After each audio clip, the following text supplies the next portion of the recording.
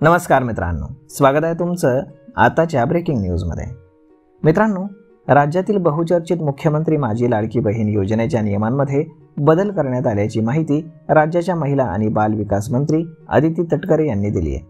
यापुढे ई-केवायसी असलेल्या महिलांनाच या योजनेअंतर्गत 1,500 रुपये मिळणार आहेत।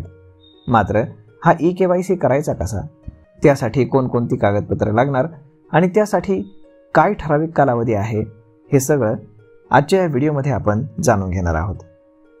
त्यामुळे तुम्ही जर चॅनलवरती नवीन असाल तर चॅनलला सबस्क्राईब करायला विसरू नका।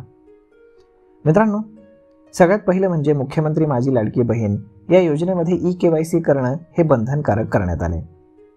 कारण या योजनेमध्ये अपात्र व्यक्तींनी मोठ्या प्रमाणावरती लाभ घेतल्याचं समोर आल्यानंतर पारदर्शकता सुनिश्चित करण्यासाठी ई-केवायसी बंधनकारक करण्यात आलेला आहे। यामुळे पात्र लाभार्थ्यांना नियमित लाभ मिळेल आणि भविष्यातील इतर शासकीय योजनांसाठी देखील उपयुक्त ठरेल, असं शासनानं मुख्यमंत्री माझी लाडकी बहीण योजनेला सर्वोच्च प्राधान्य देताना पत्रक जारी करताना सांगितलेलं आहे। तर मग आता ही ई-केवायसी प्रक्रिया पूर्ण करायची तरी कशी? तर यासाठी ladkibahin.maharashtra.gov.in या वेब पोर्टलवरती तुम्हाला ई-केवायसी या सुविधेचा वापर करायचा आहे। ही प्रक्रिया अतिशय सहज आणि सोपी आणि सुलभ आहे। याची लिंक तुम्हाला खाली डिस्क्रिप्शनमध्ये दिलेली आहे।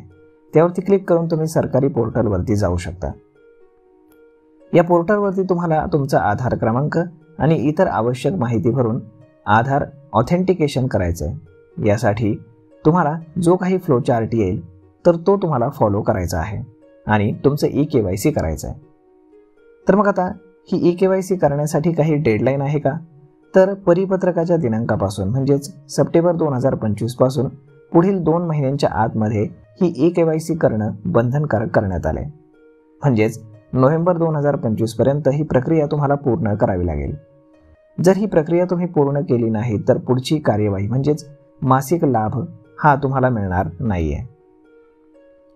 तर मग मित्रांनो, अशा पद्धतीनं आता लाडकी बहीण योजनेसाठी तुम्हाला ई-केवायसी देखील करावं लागणार आहे।